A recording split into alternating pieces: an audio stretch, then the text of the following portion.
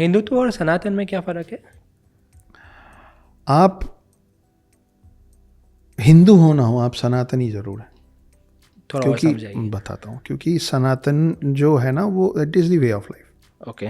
आप हिंदू हैं तो आप चुन सकते हैं कि मैं वैष्णव हूँ, कि मैं शैव हूँ, मैं शिव जी की पूजा करूँगा, कि मैं विष्णु जी की पूजा करूँगा, कि मैं पूजा नहीं करूँगा, कि मैं मूर्ति की पूजा करूँगा, कि मैं बिना मूर्ति के पूजा करूँगा, हाँ, कि मैं आस्तिक हूँ, कि मैं नास्तिक हूँ।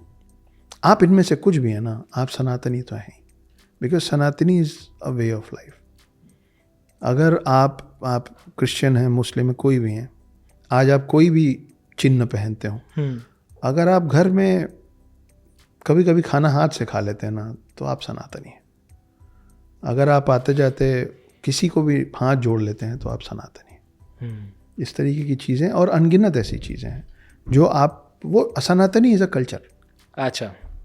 सनातन जो है वो देवभूमि भारत की मिट्टी में। अगर आप यहाँ पैदा हुए हैं, यहाँ का अन्न खा रहे हैं, तो आप सनातनी हैं, आप हिंदू हो ना हो। हिंदुत्व होना, हिंदू होना एक रिलीजन है जी। आप बोल सकते हैं कि हाँ भाई मैं इनको मानता हूँ, इनको नहीं मानता हूँ, इनको ऐसे मानता हूँ, उनको ऐसे नहीं मानता हूँ, है मेरे लिए शिव बड़े हैं, मेरे लिए विष्णु बड़े हैं, ये सारी चीज़ें हो सकती हैं। जी। लेकिन आप इनमें से कुछ भी होंगे तो आप सनातनी तो होंगे। सना हुआ है, सबके तन में सना हुआ है। मैं यही पूछ रहा था, सनातन का मतलब क्या होता है? बस यही है कि जिसके तन मन में सना हुआ है ये सब, हम नहीं बदल सकते आप। जी। अभी आप देखिए कहीं कहीं सिख धर्म में पैर छूना थोड़ी ना लिखा है, लेकिन पेरीपोना वर्ड है ना। करेक्ट। पहले वो पेरीपोना था, वो कई जेनजीज हो गए पीपी कर दिया उसको। पहले पूरा झुकते थे। अभी मैं देख रहा था कोई एक नया सीरीज आया, उसमें अनुराग कश्यप साहब विलन बने, उनका कोई गुर्गा है जी, बैड कॉप। बैड कॉप करके मूवी आई है। हाँ, तो उसमें वो झुकता है ऐसे थोड़ा सा, तो बोलते हैं बहुत गहरा है, तो बोलता है क्या, बोले पैर है मेरा, कुआं नहीं है, पूरा झुक, ठीक से पैर छू।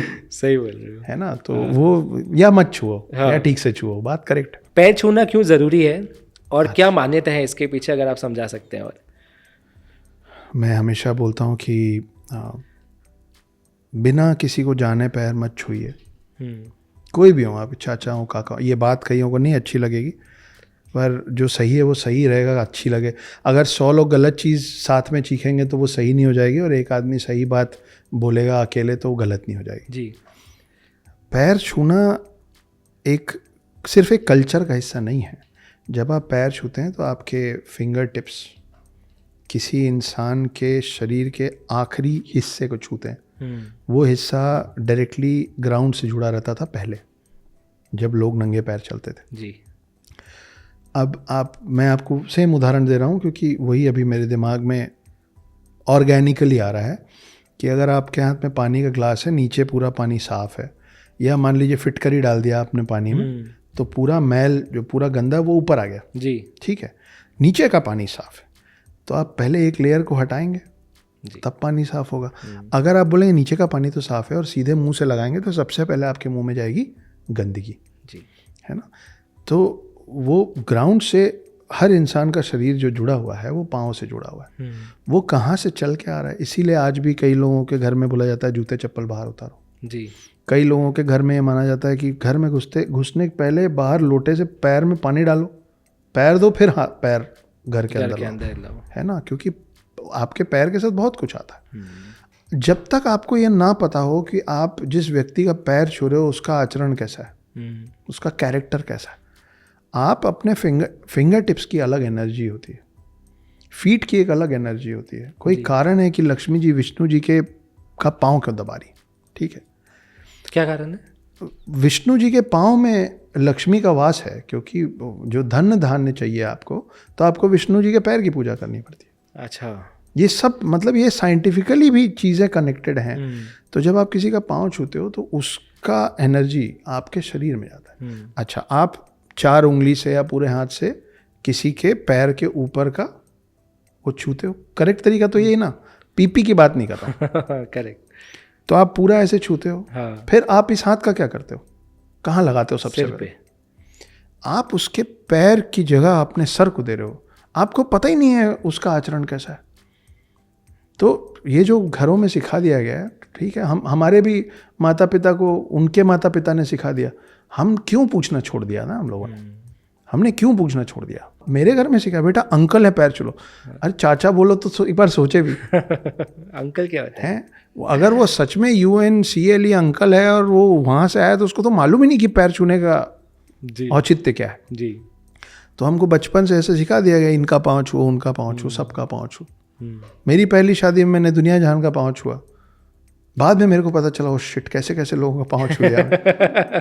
तो उससे समझ में आया कि जब तक आप किसी को जान ना लो, करेक्ट, कोई बुआ हो, कोई भी हो जी, unless and until you don't feel, देखिए आस्था जो है ना वो मन से आती बिल्कुल, है ना। तो आप पाँव छूते हो तो ऐसे करते हो ना जी। तो एक आप उनको अपने दिमाग में स्थान दे रहे हो, दूसरा आप उनको अपने दिल में स्थान दे रहे हृदय में स्थान दे रहे हैं। हो। आपको पहले ये समझना पड़ेगा कि वो जिसका पाँव छू के आप उसको दिल और दिमाग में स्थान दे रहे हो, उस लायक है कि नहीं। जी, ये आपको समझना पड़ेगा। आप किसका पाँव छू रहे हैं और किसका पाँव नहीं छू रहे हैं, वो आपका निर्णय नहीं है जी, वो सामने वाले का निर्णय है कि क्या वो आपकी नज़र में अपने आप को उस लायक बना पा रहा है कि आप उसका पाँव छुएं। वाह, बिल्कुल, आप समझ रहे हैं मैं क्या? बिल्कुल, ये जैसे भगवा है, भगवा एक रंग है, जी, आजकल तो बहुत बात है भगवा की। भगवा ना अविनाश 2 रंग मिल के बनता है, एक लाल और एक पीला, जी, करेक्ट। लाल रंग जो है ना वो खतरे का प्रतीक है ना। जो भी चीज़ आप देखोगे ना, वो रेड मतलब डेंजर, जी, और पीला देखते हो तो कैसा लगता है, थोड़ा सा सौम्य आता है ना, कूल, चंदन का कलर, जी, ठंडक का कलर, बिल्कुल ठीक है। ये खतरे का लाल, खून का लाल और ठंडक का पीला, चंदन का पीला मिलता है तो भगवा बन जाता है। ये मेरे हाथ में नहीं है कि अगर मैंने भगवा पहन रखा है या भगवा उठा रखा है तो ये कौन सा रंग है। ये देखने वाले के नज़र पे निर्भर करता है कि उसको भगवे में कौन सा रंग दिखेगा। मेरे हाथ में है ही नहीं। वाह, तो मैं किसका पाँव छू रहा हूँ, मैं किसको रिस्पेक्ट दे रहा हूँ, वो मेरे से ज़्यादा रिस्पेक्ट लेने वाले के हाथ में। आप बनो ना उस लायक। अगर मैं आपका पाँव आज नहीं छू रहा हूँ, आप घर जाओ, आप सोचो कि ये लड़का मेरा पाँव क्यों नहीं छुआ, या आप मेरे से बात करो, मेरे से पूछो कि क्या बॉस, क्या प्रॉब्लम है तुम्हारी। मैं बताऊंगा आपको कि मेरे को ऐसा ऐसा लगा इसलिए, या आप मेरे को बताओ तुमको गलत लगा, लॉजिकली मेरे को एक्सप्लेन कर दो। करेक्ट, या आप बोलो कि बात तो सही। मैं तो शायद ये भी बोल दूंगा, मैं आपका पैर नीचे देखा, पैर गंदा था आपका, मैंने नहीं छुआ, क्यों छू मैं। जी,